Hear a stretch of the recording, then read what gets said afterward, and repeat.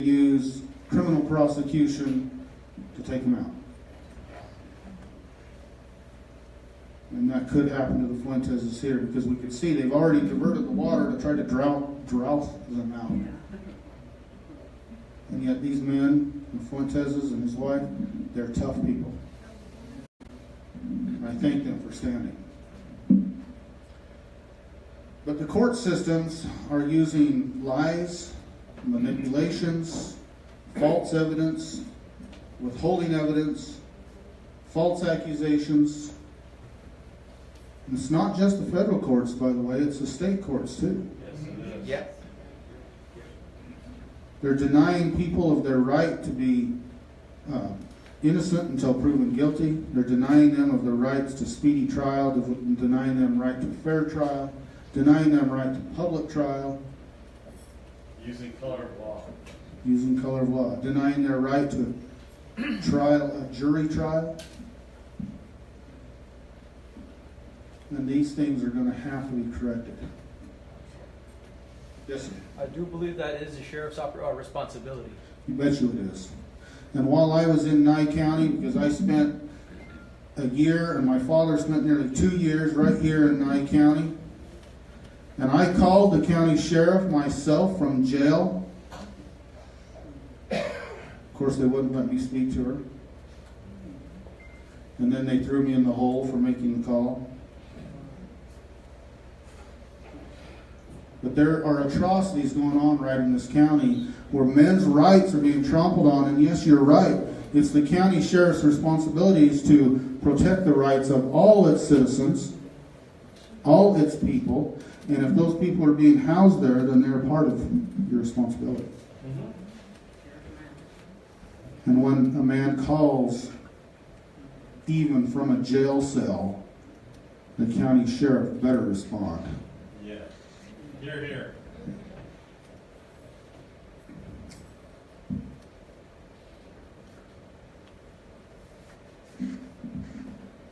And so I appreciate how you were speaking earlier. Thank you. And stand up. Tell us your name. I'm Jerry Butler. I'm running for sheriff in Nye County. And you promise to be a constitutional sheriff. The supremacy clause says that I have to. It's the only thing that grants me the right to be a sheriff. Okay. Amen.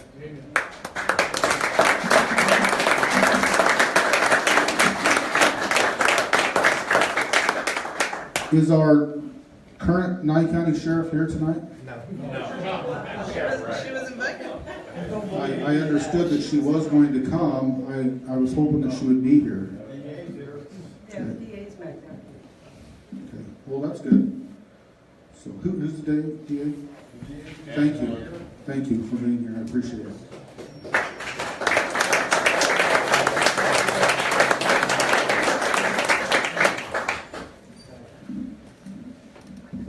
The prosecutions of men who have not committed crimes needs to be stopped.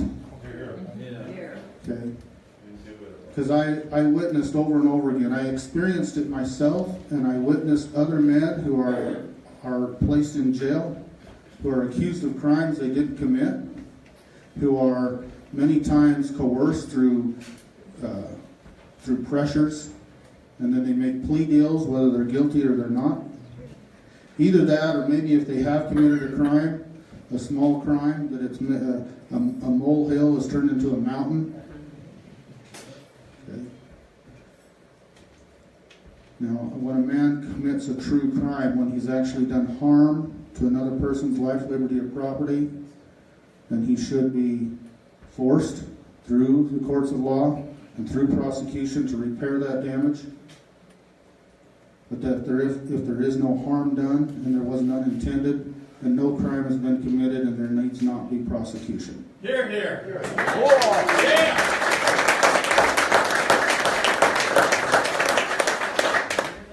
The definition of crime can only be that a man or woman, I use that term man meaning mankind, when a man has intentionally, purposely done damage to another man's life, liberty, or property, otherwise violated his rights. And no other thing is a crime. I intend to make sure that that's part of the definition. written in the state constitution, and that prosecutions be stopped. It's a terrible burden upon people to be prosecuted and persecuted and feed and fined when there's been no crime. And they're dying in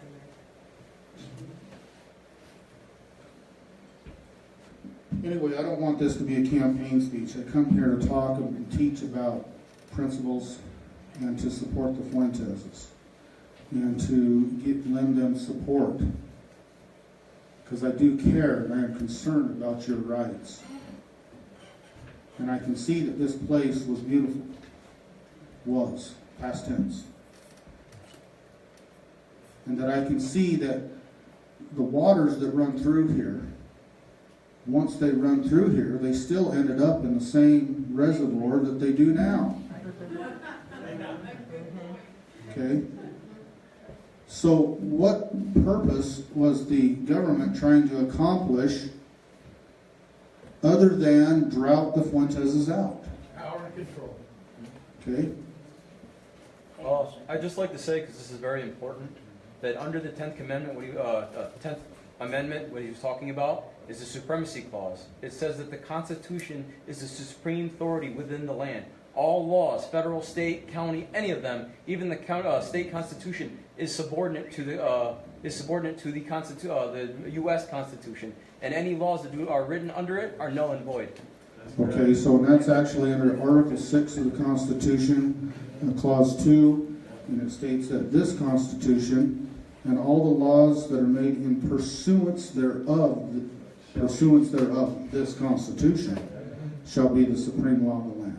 It's also under the Article of Confederation, which you mentioned earlier, too. Okay. All right, so I know my speech is getting long and boring, so I'm going to bring an end to this. But first of all, is there any questions? Does anyone have questions for me about maybe what happened in Oregon or what happened in 2014 or anything about my principles? Anyone have any questions for me? With all you've been through and what you see the Fuentes are going through, can you see from the outside something we don't that we need to do? Yeah, that's a good question. Hear what the Fuenteses? With this, Get the excavator. Yeah, get the excavator. don't tempt me, I have. Well, I'm not kidding about that either. You know, the county sheriff.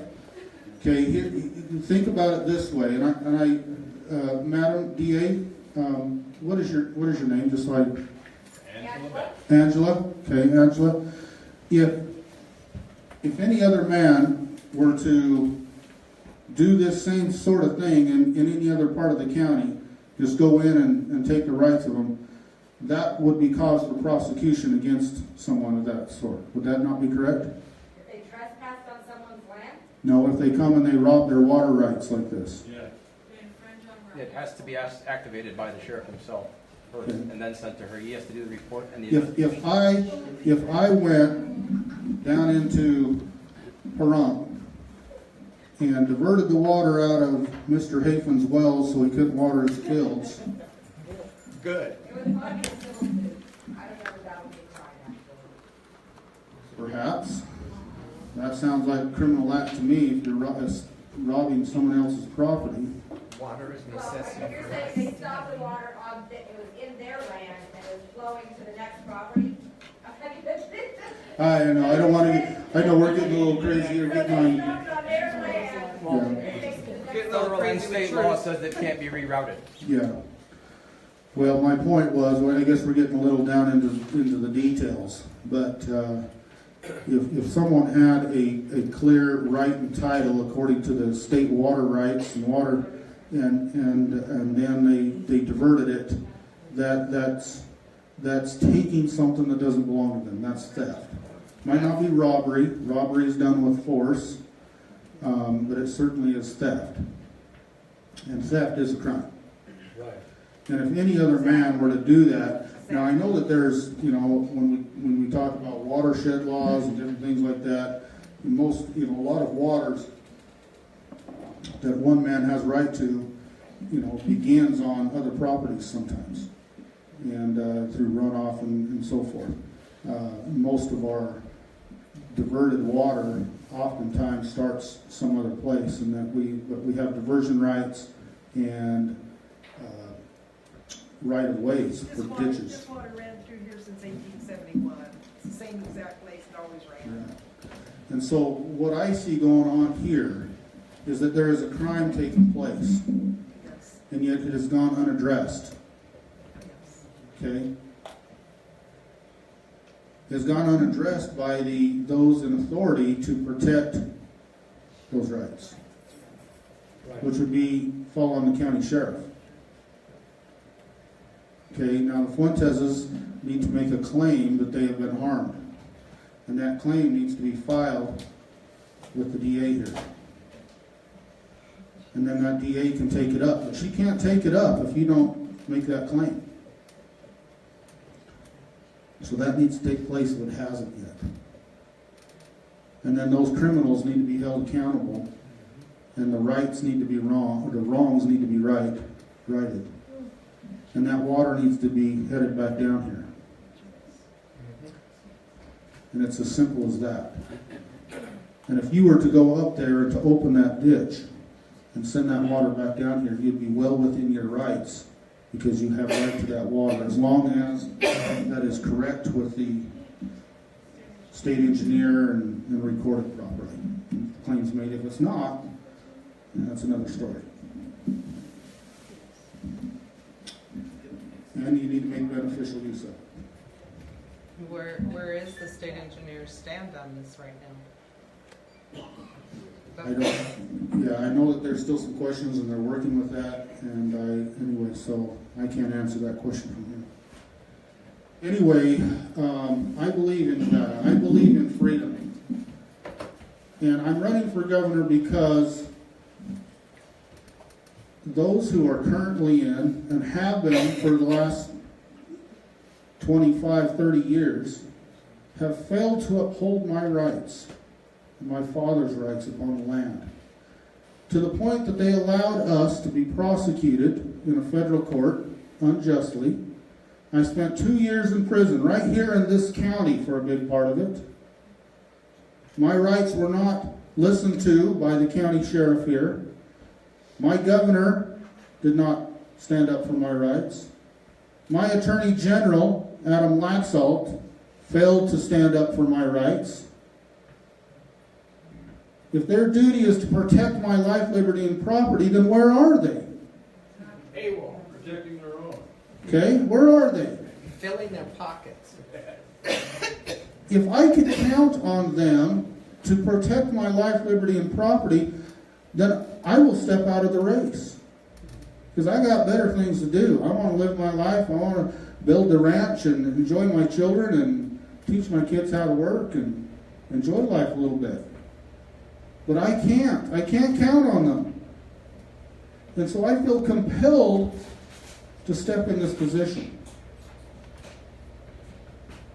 And besides, everyone keeps thinking that, the Bundys have won. And we have, for the large part. But there's still a man over there in that jail in Pahrump named Todd Engel,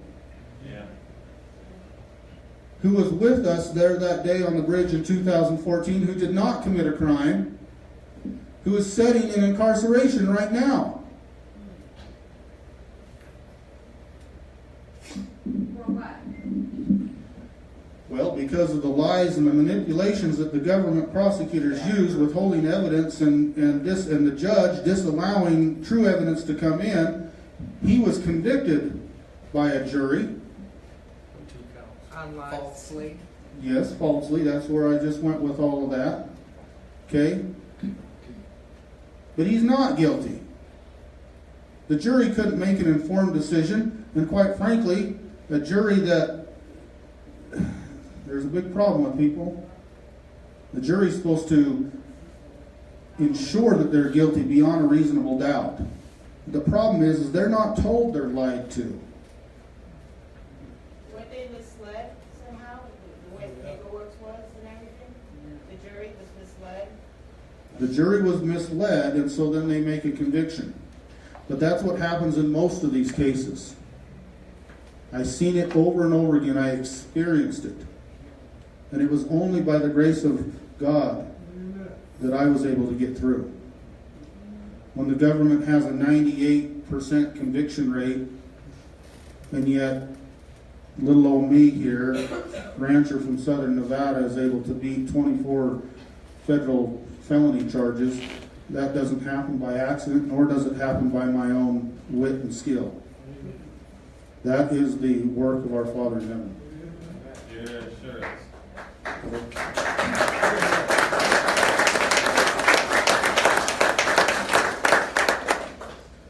But he's not the only man over there. There's other men that are incarcerated in that jail in this very county that are being denied their rights, such as Omar Kazi, who's being falsely accused of some crimes, and he's been in that facility now for 40 months without being tried. No trial. And then there was the man, John Michael Edwards. I don't know exactly how old he was, about 80 or so. And he stayed in that prison right there in front for 8.5 years without going to trial until he died this week. Right for a speedy trial. Okay, that's one of the rights that's being denied, the right to a speedy trial. And yet, our county sheriff should go over there and shut that facility down.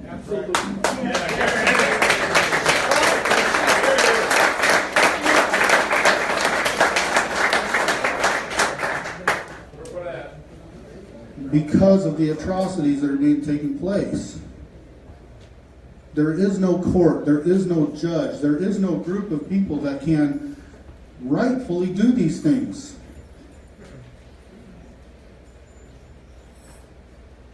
And so I feel compelled to run for this governor seat. I lay awake at night and I worry about these men that are incarcerated. I lay awake at night and I worry about our freedoms, yours and the Fuenteses and others. I worry about the Hammonds. And I pray and I say, Father, what can I do? A lot of people look to me and say, oh, well, you're so great. You went through all these cases. You must know all kinds of stuff. Please help me. Please help me. And I'm like, I don't know what to do. But when I prayed, the answer came, run for governor. I'm like, I don't really want to.